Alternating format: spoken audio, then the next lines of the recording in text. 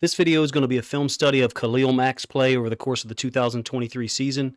I'm a Baltimore Ravens content creator, and I believe the Ravens' visit to the Chargers in Week 12 is incredibly important on at least two levels, maybe three. Number one, from the standpoint of staying right in touch with the Browns atop the AFC North division standings. Also staying in line with the rest of the conference leaders in the AFC overall in terms of the loss column. And finally, setting themselves up, because the Ravens do have a difficult schedule to finish the year, with at least 10 or more wins at the end of the regular season, makes this visit to Los Angeles, I believe, possibly the most important game of the year as it stands right now. The Chargers are an absolute formidable threat, even without Joey Bosa. They got multiple high-profile talents at the top of the roster. Justin Herbert, Bosa, Derwin James, Keenan Allen. Austin Eckler's been one of the most productive running backs in recent years for them also. But with Bosa out, after suffering a foot injury early in the Chargers' Week 11 loss to the Packers, I chose to focus on another well-known player who's been around a lot longer and who's put up ridiculous numbers so far in 2023, and that's Khalil Mack. 32-year-old outside linebacker, defensive end, edge player, whatever you want to call him, in his second year with the Chargers now. And he had 8 sacks while making the Pro Bowl last year with the Chargers in 2022. But he's exceeded all of those expectations in just 10 games played this year. He's got 11 sacks already, 4 forced fumbles, 4 passes defensed, while playing a ton of snaps. To my knowledge, it's about 50, 55 snaps a game through 10 games, and that's with Bosa on IR now for at least 4 weeks. So those numbers are not going to decrease. If anything, they might increase, which sounds crazy. I think he played 92% of the snaps last week in the loss to the Packers.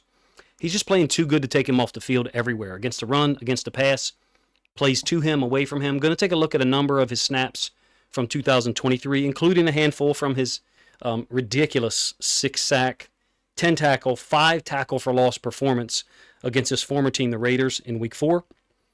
Mack can still change the game. For being 32 years old, he can change the dynamic of the game with one play.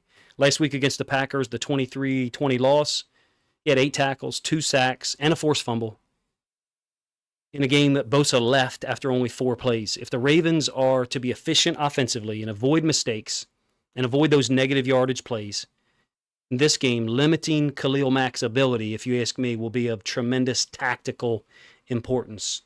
Although the Chargers are only 4-6, it seems clear to me that they could easily be 6-4 or maybe even 7-3. They've got 5 losses by 4 points or less. The dynamic on their defense is interesting from the standpoint of how many passing yards they've allowed. The most passing yards allowed in the league. However, they're also 5th or 4th, I believe, overall in team sacks. Let's get to the film. Forgive the long lead in. It's a fun video for me to produce. I always try to do film study videos about an opposing team's player, and getting to pick Khalil Mack this week was exciting for me. So 2 things I want to focus on here and bring to your attention, first of all, is that Khalil Mack has all the moves that you would expect a 32-year-old outside linebacker with 7 Pro Bowl designations, 3 All-Pro selections, and almost 100 career sacks. So he's got all the moves. But the one that pops off the screen for me consistently so far this year is his bull rush from a wide alignment. Here he is against the left tackle for the Cowboys. He's often just resetting tackles back into the quarterback's lap to either create pressure, get sacks, or slap the football away, which you'll see some of that here in this video. His pad level, the force that he plays at, the angle that he plays at, especially from this wider alignment, I can't prove this with any data, but I have the suspicion that he's better at the bull rush from a 3-point stance. Kind of makes sense. He's able to explode out instead of being on a stand-up 2-point stance. He really seems to use this move initially on the initial 3rd down of each game. So I'm talking the first possession, the first time that there is a 3rd down pass rush situation like you saw there against the Cowboys. This one versus the Packers is actually from the 6th possession of the game. But I used it here early to illustrate the angle and the width that he will play at, putting tackles in conflict, really putting the entire offensive line protection scheme in conflict, because if you don't have anyone to help him, he can just collapse one side of the line like this because of his width, because of his angle, his pad level, and his commitment and strength. All the bull rush variations that he has, to me, stand out. Not saying that his speed rush and rip and anything, it won't be effective against Patrick McCarry or Morgan Moses or a spin inside. But these moves here seem to me to be foundational for him, at least in 2023. They're the ones that have had the most impact, I guess I could say. This third sack is on the opening possession of his amazing performance against the Raiders.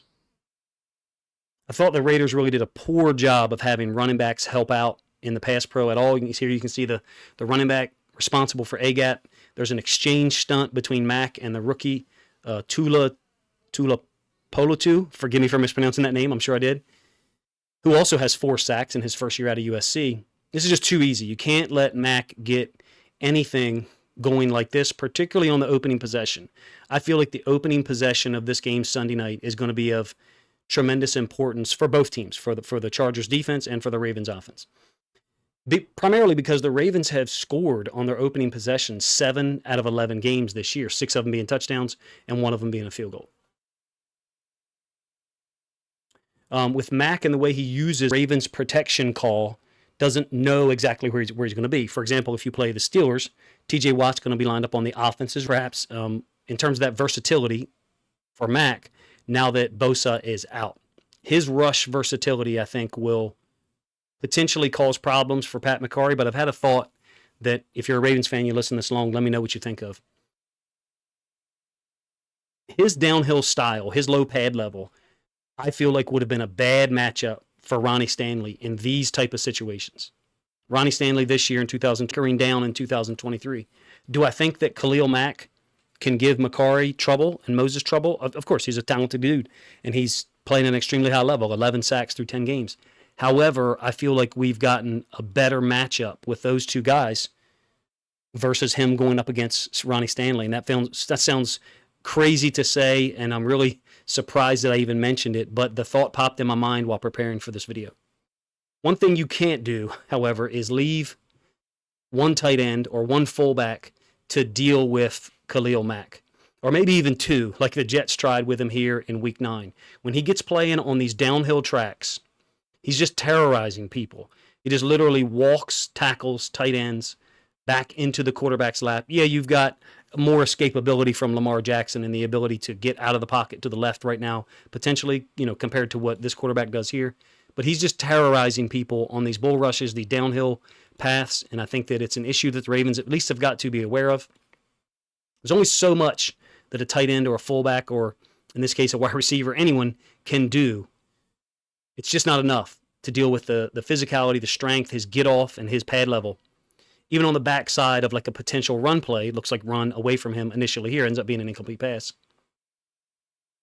You just are not going to have time waiting for a wide receiver, tight end, or a running back to get open in a route. Things are going to have to happen fast, and that's even if you have a starting caliber NFL tackle accounting for Khalil Mack.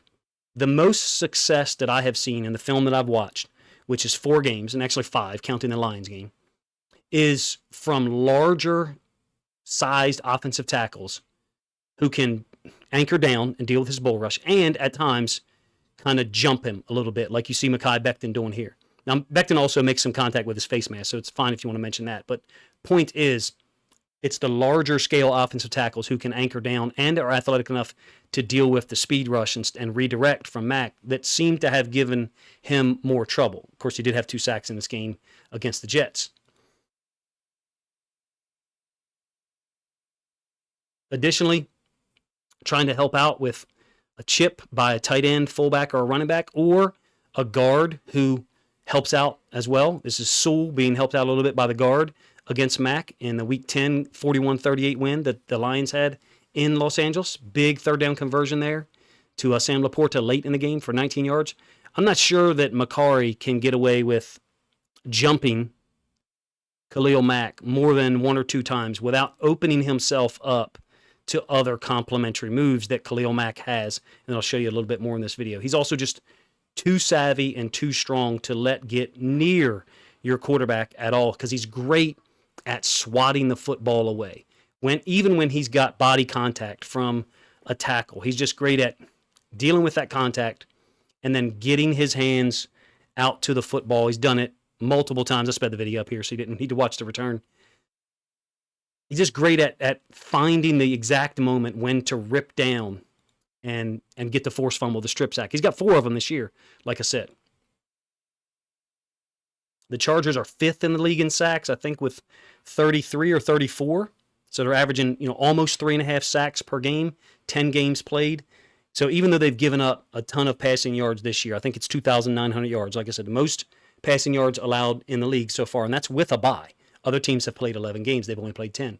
Nonetheless, they do get after the quarterback, and for what's there now, besides the rookie, whose name I won't try to mispronounce again, you have Khalil Mack, who is a legitimate threat on a play-by-play basis, if you ask me. It should be concerning, the amount of passing yards that they've allowed in 10 games, more than anyone. But Mack is the type of complete player that I think can kind of offset that, and I think at times this year he has. It hasn't been successful from a record standpoint. They're only 4-6. The AFC is tremendously competitive. Even just making the playoffs at this point is going to be a challenge for them, no doubt. This is the type of team that can beat anybody, if you ask me, because of the high level, high profile, I should say, talent that they have on the roster.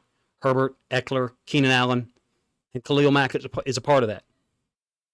If your first possession doesn't deal with him in a manner that doesn't allow him to put things in place from a progression standpoint of his rush, if your first possession doesn't deal with him, I think he's already kind of 1 or 2 steps ahead of your offensive tackles. The problem for the Ravens is which side he's going to line up on. We don't know. So some of our calls will be predicated on where he is potentially. We won't know where he's going to be pre-snap. So the offensive line, Lamar, will have to be coordinated in terms of what we want to do. Now, him against the run, he's a complete player. Very good against the run, as you would expect. This is first possession against the Raiders. You're going to get a kick-out scheme. It's basically a reverse power where the guard is going to be assigned to kick him out, and then fullback who went in motion is the wrapper. And you can see he just wrong arms the kick. He steps down, condenses the block, takes on the guard, and then as Josh Jacobs tries to bounce it, he's going to expand back outside, jump outside, get a tackle for loss, 2-yard loss, excuse me. This next one might be my favorite play of his in 2023. Despite all the sacks, despite all the other plays, this is my favorite one because this play, first of all, everyone's running this play now. 12 personnel, under center toss, essentially a double team on edge player to the boundary generally. This is the only time this year that I have seen an edge defender do this, deal with the double team in a disruptive manner, and then make the tackle. I believe it goes down as a 1-yard loss, but it might be 0-yard gain. Like I said, 12 personnel, and you got the initial tight end is engaging him to the boundary. The second tight end is coming through to try to expand him. You normally do get some expansion. Now watch his face mask and how he's able to angle through the double team. And look, I'm not saying that the second tight end does anything like a great job here. This is not. And in fact, on the next run and play I'll show you, I don't think he does a really great job either. I'm not pretending to be expert on the Packers' offensive line quality, but in terms of these 2 run plays I'm showing you from last week, not great level blocking, if you ask me. Certainly not a ton of execution and effort. But his initial block that he takes this on, I think Khalil Mack understands what's happening here. They're trying to, with the first block, get him to expand a reach block. Don't get reach, don't give up the edge. And then the second one comes in normally and expands that edge player even further. It's my opinion that he knew that was the design of the play and knew that I'm not going to get expanded. I'm going to split inside here. You can see he wins inside off the first block. And then the second block by 89, guy just tries to move up too quick. Probably got his head on the wrong side as well. Mack is able to split it. I think he knew what was coming. So veteran move, don't get me wrong, but he did it. He made the play. Whether he knew that it was coming and was able to cheat, I'm not sure. But the film is there nonetheless. Last play, I can't really say that the Packers' run blocking looks fantastic, to be real with you. It's a big tackle for loss by Mack, 5-yard loss. But Khalil Mack looked dominant at times against the run and the pass just last week. I'm not going to pretend that the Ravens are going to go in there and just be able to easily block him in the pass game and the run game. I think he's a serious factor, and other names on the Chargers team deserve mention, clearly, but this is the guy that I wanted to focus on in my first preview video. I'll try to package this with a Saturday morning preview that I normally do. The Ravens have their hands full dealing with Mack. If you ask me, he looks like he's playing at an extremely high activity level while playing a lot of snaps. That seems to be anomalous. for someone his age. How long he can keep that going, I don't know, but it was fun for me preparing for this game, I should say, because I like to watch the film and evaluate it just based on what I see and not come into it with any preconceived notions. And Khalil Mack looks like he's a game wrecker. So it was fun to see that against other teams. Now, it's not fun to create this video and project or imagine that he's going to be able to do the same thing against the Ravens, because I think he can. I think that Makari and Moses are going to have their hands full if they're left one-on-one. If they have sufficient help or chips, then I think you can deal with Khalil Mack in a more efficient manner. And the Ravens are known for that. Ricard and other running backs do a nice job of chipping edge defenders. I think that's where you might see some of those stunts that I showed you, that easy sack he got against the Raiders, where him and 44, the other rookie, or the rookie outside linebacker who will probably start, I would guess, are able to switch rush. But if you guys check this video out and watch this long, first of all, thank you. Second of all, let me know what you think of Khalil Mack's play during the 2023 season and what you think of how I chose to break down the plays to bring you highlights of how I think he's performing so far. Appreciate you guys' time.